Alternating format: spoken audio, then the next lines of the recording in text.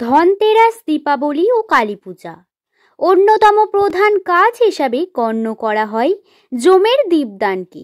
যদি পরিবারে কোনো সদস্যের অকাল মৃত্যুর হাত থেকে রক্ষা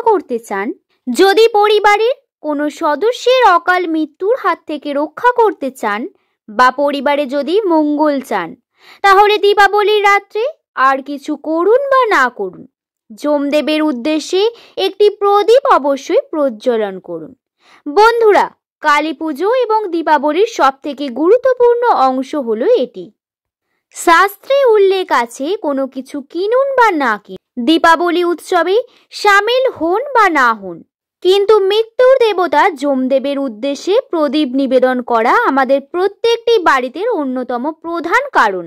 দীপাবলির রাত্রে মৃত্যুর দেবতা যমদেবের উদ্দেশ্যে একটি প্রদীপ প্রজ্বলনের মাধ্যমে আমাদের বাড়িতে প্রত্যেকটি সদস্যের অকাল দুর্ঘটনাজনিত মৃত্যুর হাত থেকে রক্ষা পেতে সক্ষম হতে পারি।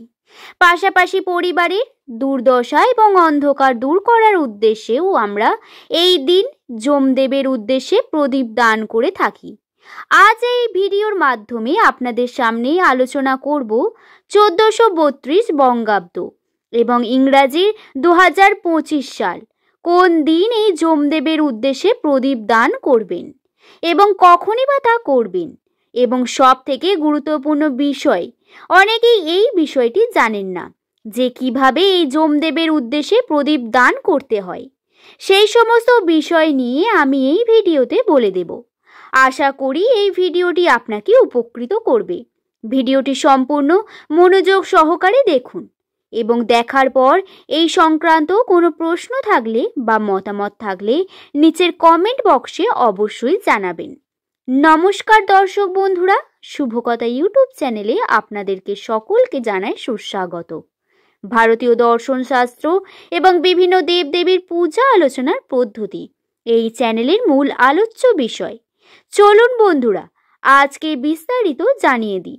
বন্ধুরা, আপনারা নিশ্চয়ই জানেন যে দীপাবলি উৎসব এবং ধনতেরাসের দিন আমরা 13টি প্রদীপ প্রজ্বলন করে থাকি এবং তারপরের দিন অর্থাৎ ভূত চতুর্দশীর দিন আমরা 14টি প্রদীপ প্রজ্বলন করে থাকি। এই যে 13টি প্রদীপ এবং 14টি প্রদীপ প্রজ্বলন করে থাকি, তার মধ্যে একটি অন্যতম প্রদীপ নিবেদন করা হয় যমদেবের উদ্দেশ্যে, যাকে যমের দীপদান বলা হয়ে থাকে। অকাল অপমৃত্যু বিনাশের উদ্দেশ্যে গৃহের বহির্ভাগে এই যমদেবের উদ্দেশ্যে প্রদীপ নিবেদন করা হয়ে থাকে। যমদেবের উদ্দেশ্যে এই প্রদীপ নিবেদনের একটি নির্দিষ্ট নিয়ম রয়েছে এবং এটি নির্দিষ্ট সময়ও রয়েছে। সবার প্রথমে আপনাদের জানাবো, এ বছর অর্থাৎ 1432 বঙ্গাব্দ এবং 2025 সালে যমের দীপদান কবে এবং কখন পড়েছে। অর্থাৎ এই বছর যমের দীপদানের সময় পড়েছে আগামী 23শে আশ্বিন 18ই অক্টোবর শনিবার। মূলত এই দিন যমের দীপদান সন্ধ্যার সময় প্রদোষকালে সম্পন্ন করা হয়ে থাকে। এই দিন অর্থাৎ 18ই অক্টোবর শনিবার দীপদান করতে হবে সন্ধ্যা 5টা 7 মিনিট থেকে রাত্রি 6টা বেজে 43 মিনিট পর্যন্ত। এই যে 1 ঘন্টা 36 মিনিট সময়, এই সময়ের মধ্যে অপমৃত্যু বিনাশের জন্য গৃহের বহিরাভাগে যমদেবের উদ্দেশ্যে প্রদীপ দান করা আবশ্যক। মূলত যমের দীপদানের দিন অর্থাৎ ভূত চতুর্দশীর দিন অর্থাৎ ধন ত্রয়োদশীর দিন সম্পন্ন হয়। এই ধন ত্রয়োদশী তিথি এবছর পড়েছে আগামী 18ই অক্টোবর শনিবার দুপুর 1টা বেজে 21 মিনিট থেকে এবং দিনটি থাকছে পরের দিন 19শে অক্টোবর দুপুর 1টা বেজে 54 মিনিট পর্যন্ত। আর এই সময়ের মধ্যে যে প্রদোষকাল পড়ে অর্থাৎ সন্ধ্যার মুহূর্ত, যেটি শনিবার দিন পড়েছে, এই শনিবার সন্ধ্যা 5টা 7 মিনিট থেকে রাত্রি 6টা 43 মিনিটের মধ্যে এই যমের দীপদান সম্পন্ন করতে হবে। এবং কোনো কারণে যদি এই দিন যমদেবের উদ্দেশ্যে দীপদান না করে থাকেন, তাহলে তার পরের দিন ভূত চতুর্দশীর দিন আপনি এই চতুর্দশী দীপদান করতে হয়। সেই চতুর্দশী দীপদানের মধ্যে যমদেবের উদ্দেশ্যে একটি দীপ অবশ্যই প্রজ্বলন করবেন। তবে একটি বিষয় মাথায় রাখবেন, যে ধনতেরাসের দিন যমদেবের উদ্দেশ্যে দীপদান করেন, তাহলে এই দিন আরও 12টি প্রদীপ অর্থাৎ সর্বমোট 13টি প্রদীপ আপনাকে প্রজ্বলন করতে হবে এবং পরের দিন ভূত চতুর্দশীতে 14টি প্রদীপ প্রজ্বলন করতে হবে। এবার আসবো দর্শক বন্ধুরা, এই যমদেবের উদ্দেশ্যে কিভাবে প্রদীপ নিবেদন করবেন। সেই প্রসঙ্গে মৃত্যুর দেবতা যমদেবের উদ্দেশ্যে যে প্রদীপ নিবেদন করবেন সেটি অবশ্যই গৃহের বহির্ভাগ হওয়া প্রয়োজন। বহির্ভাগে সদর দরজার সম্মুখে এই প্রদীপ প্রজ্বলন করতে হয়। যে কোনো প্রদীপ প্রজ্বলনের পূর্বে সম্ভব হলে সামান্য গঙ্গা জল ছিটিয়ে নেবেন। যদি তা সম্ভব না হয় তাহলে সামান্য বিশুদ্ধ জলও ছিটিয়ে দিতে পারেন। যমদেবের উদ্দেশ্যে যে প্রদীপ নিবেদন করবেন সেটি সর্ষের তেলের প্রদীপ বা তিলের তেলের প্রদীপ হওয়া বাঞ্ছনীয়। যদি সম্ভব হয় প্রদীপের ভেতরে কিছুটা কালো তিল নিবেদন করবেন। উক্ত প্রদীপটিকে বাড়ির সদর দরজার সম্মুখের বাম দিকে অথবা ডান দিকে যে কোনো দিকে রাখতে পারেন। তবে যে বিষয়টি খেয়াল রাখতে হবে তা হলো প্রদীপের মুখ যেন দক্ষিণ বরাবর হয়ে থাকে, কারণ দক্ষিণ দিকই যমদেবের দিক হিসাবে চিহ্নিত করা হয়। যদি আপনার বাড়ির উত্তরমুখী হয়ে থাকে সেক্ষেত্রেও প্রদীপটিকে ঘরের বহিরাভাগে দক্ষিণ মুখ বরাবর রাখবেন। যমদেবের উদ্দেশ্যে এই প্রদীপটিকে সম্পূর্ণ মেঝেতে না রেখে একটু উঁচু স্থানে বসানোর চেষ্টা করবেন।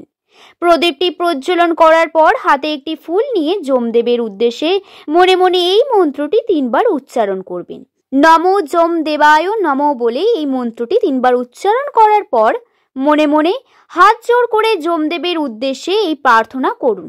হে যমদেব, আমার পরিবারের সকল সদস্যদের অকাল মৃত্যু এবং অকাল দুর্ঘটনা থেকে রক্ষা করুন। আমার পরিবারের সকল অন্ধকার দূর করে দিন। এরপর যমদেবকে প্রণাম করে ঊর্ধ্বস্থানে সামান্য গঙ্গা জল ছিটিয়ে দেবেন। আর যদি গঙ্গা জল না থাকে সেক্ষেত্রে অবশ্যই হাত পা ধুয়ে ঘরের মধ্যে প্রবেশ করবেন। পরিবারের যে কোনো সদস্য, তা সে ছোট হোক কিংবা বড় হোক, ছেলে হোক কিংবা মেয়ে হোক, সকলে এই ক্রিয়াটি করতে পারেন। যমদেবের উদ্দেশ্যে এই প্রদীপটি প্রজ্বলনের পর যমদেবের উদ্দেশ্যে তর্পণ করে থাকেন এবং যমরাজেরও পুজো করে থাকেন। এই বিষয়টি সম্পূর্ণ একান্ত ঐচ্ছিক বিষয়, অর্থাৎ আপনি এটি করতেও পারেন আবার নাও পারেন, কিন্তু অবশ্যই পরিবারে যদি অকাল মৃত্যু এবং দুর্ঘটনা এড়াতে চান তাহলে এই দিন প্রদোষকালে যমদেবের উদ্দেশ্যে একটি দীপদান করুন। বন্ধুরা, দীপাবলি মানেই কিন্তু প্রদীপ নিবেদন করার উৎসব, তাই দীপাবলিতে প্রত্যেকটি দেবদেবীর উদ্দেশ্য করে প্রদীপ নিবেদন করতে হয়। সেই কারণে এই দীপাবলি উৎসবকে বলা হয় দেবীর বা মা কালীর দীপযাত্রা। এটি আলোর উৎসবের মাধ্যমে আমরা আমাদের যাবতীয় অন্ধকার কাটিয়ে উঠতে সক্ষম হতে পারি। এই প্রসঙ্গে আপনাদের জানাই, যমদেবের দীপদান সহ অন্য যে 12টি প্রদীপ বাড়ির 10 দিক অর্থাৎ পূর্ব, পশ্চিম, উত্তর, দক্ষিণ, বায়ু, ঈশান, নৈঋত, অগ্নি, ঊর্ধ্ব, অধ এবং একটি প্রদীপ তুলসী মঞ্চে এবং অপর একটি প্রদীপ বাড়ির ঠাকুর ঘরে প্রজ্বলন করা প্রয়োজন। আশা করি বন্ধুরা এই ভিডিওটি আপনাকে সমৃদ্ধ করেছে। এরপর যদি এই সংক্রান্ত কোনো প্রশ্ন বা মতামত থাকে নিচের কমেন্ট বক্সে অবশ্যই জানাবেন। সকলে দীপাবলি ভালো কাটান এবং আগামী দিনগুলি আপনার ভালো হোক, এটাই প্রার্থনা করে আজকের এই ভিডিও শেষ করলাম। সকলকে ধন্যবাদ। ঈশ্বর আপনার মঙ্গল করুক।